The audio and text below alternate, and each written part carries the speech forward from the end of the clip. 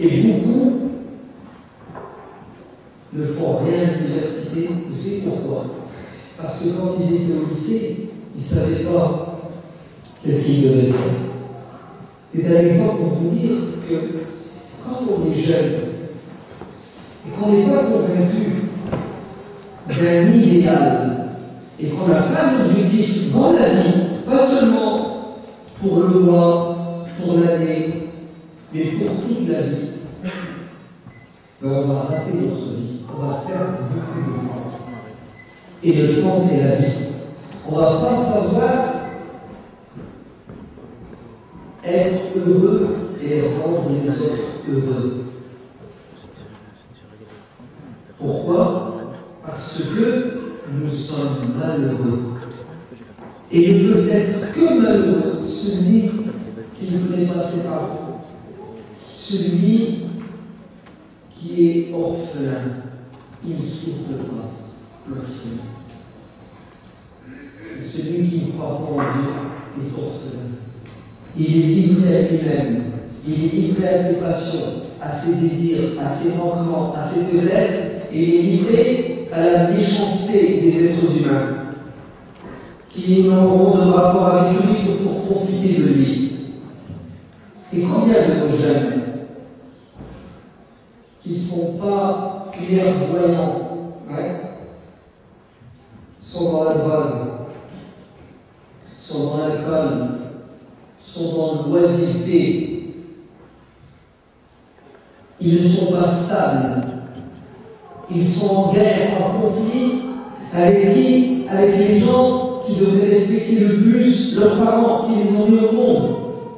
Leurs parents qui se sacrifient pour eux, ils leur déclarent la guerre, ils les combattent et ils les détestent.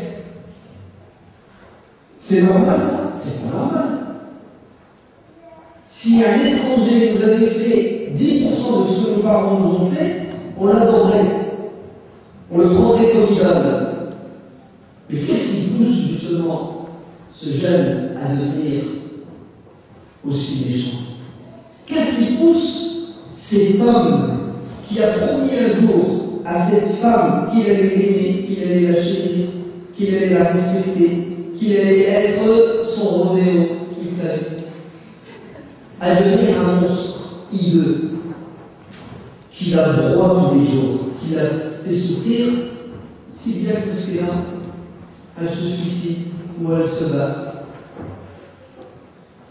Et c'est réciproque. Qu'est-ce qu'elle fait que cette femme qui a abandonné ses parents, ses frères et ses sœurs, ses habitudes pour aller vivre avec un étranger, qu'elle vient que je connaisse depuis 3 heures?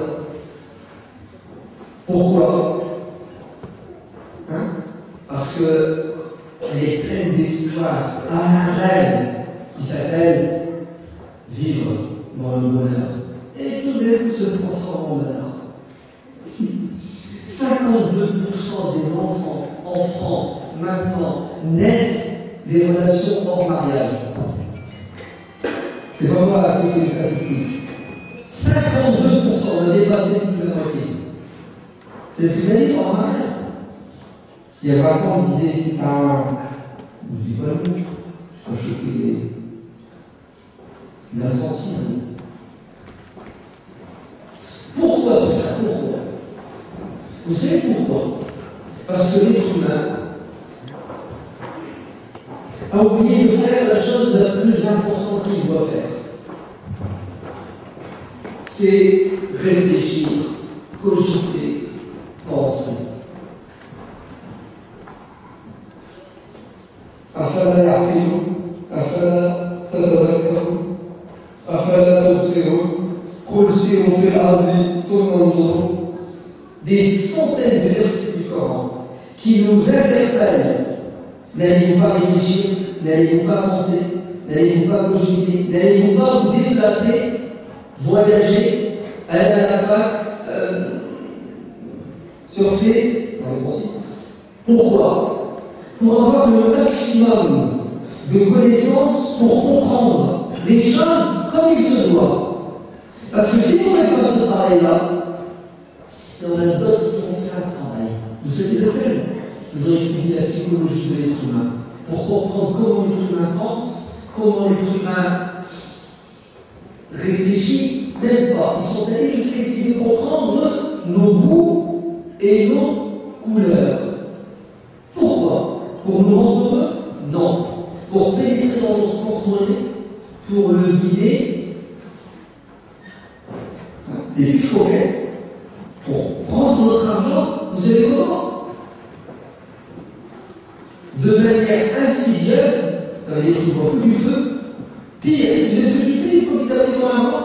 Tu lui dis merci monsieur, merci madame. Moi ça me fait rire, les gens qui fument. Ils vont au tabac. Un paquet de cigarettes s'il vous plaît. 5 €, il me dit merci. Et il a pris 5 €. C'est pas mal 5 € quand même. Deuxièmement, il a donné du poison.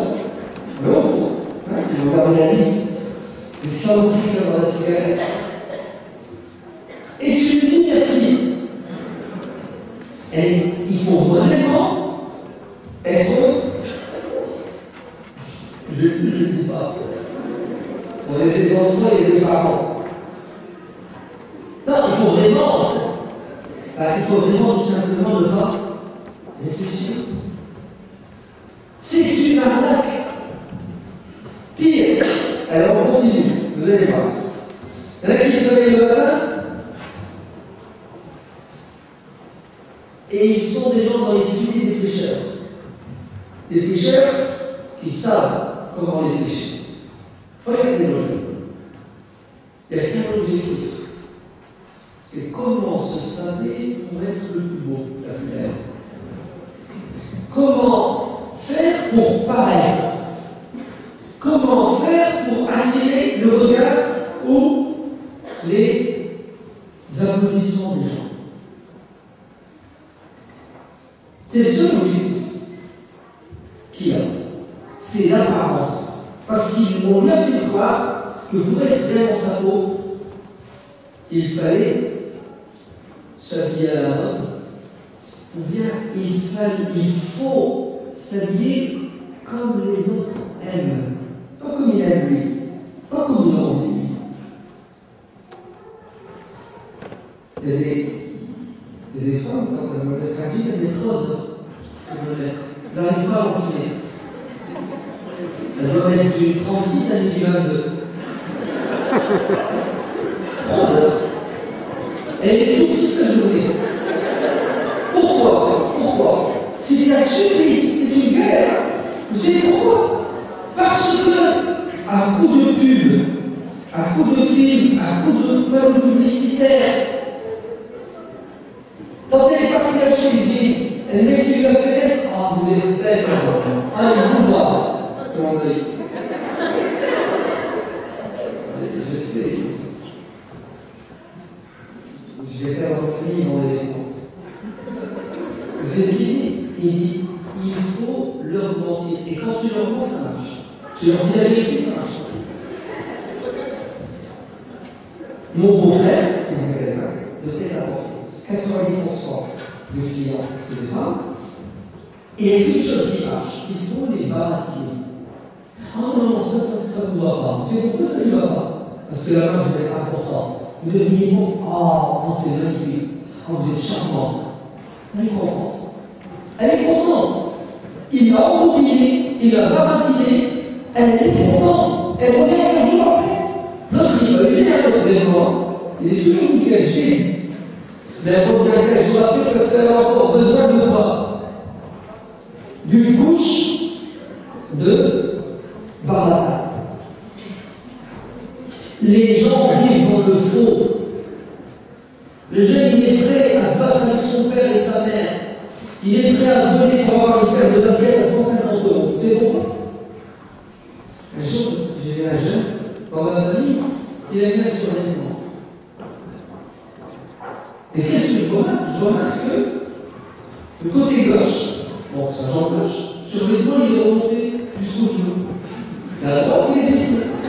Je dis, pour oublier de baisser, autre truc. Un coup que je suis, je n'étais pas branché, j'étais pas à la mode, ça va trop vite, là, ce truc-là, je vais passer. Je ne savais pas que c'était, mais il l'a dit.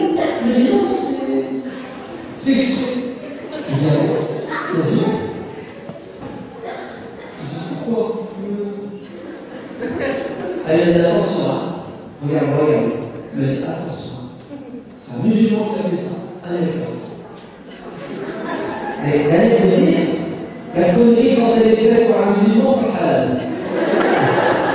Parce que elle comme les musulmans, il a remonté son froc, donc j'ai le droit de.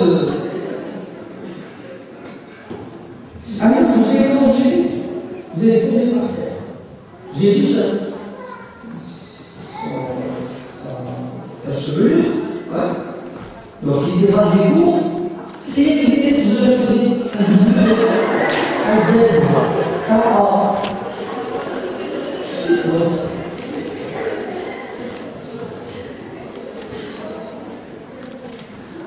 On continue.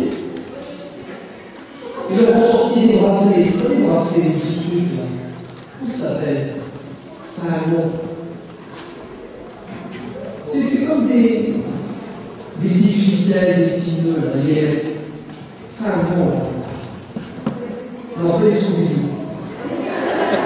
Les autres. Il est pas proche. On va se le dire. Tous ils portent ça. Qui vous portez ça? Qu'est-ce que c'est? Ah, telle actrice, tel acteur. Vous comprenez? Nous sommes devenus des esclaves. Nous sommes devenus, excusez-moi le mot, des animaux. C'est-à-dire des gens qui ne réfléchissent pas et nous sommes guidés par des bergers qui nous emmènent où ils veulent. Ils nous font manger ce qu'ils veulent. Ils nous font boire ce qu'ils veulent. Ils nous habillent et nous déshabillent comme ils veulent quand ils veulent. Nous n'avons plus de liberté. Nous sommes prisonniers de la société de consommation. Pourquoi? Alors écoutez, vous allez savoir pourquoi. Parce que le matin, quand on se réveille du bon pied, comme il dit, c'est ça, du pied gauche. Alors, en tant que musulman, primo, tu ne te réveilles pas quand tu veux. Tu vas te réveiller quand Dieu veut. Et Dieu t'a dit, tu te réveilles à l'heure de la prière de sauver.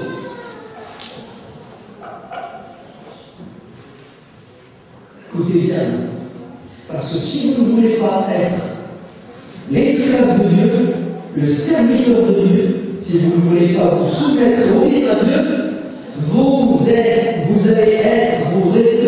l'esclave de l'être humain. Vous serez des êtres humains. Ou pire, vous allez être l'esclave de vous-même.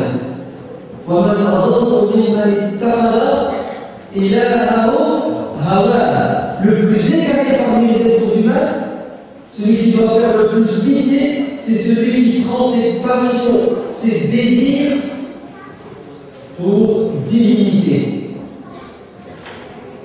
Alors le matin, tu règles ton portable pour te réveiller, pas quand tu as envie, quand ça te plaît, ou quand ça plaît à quelqu'un d'autre, quand ça plaît à Dieu. Et c'est ça notre problème, nous jeunes musulmans.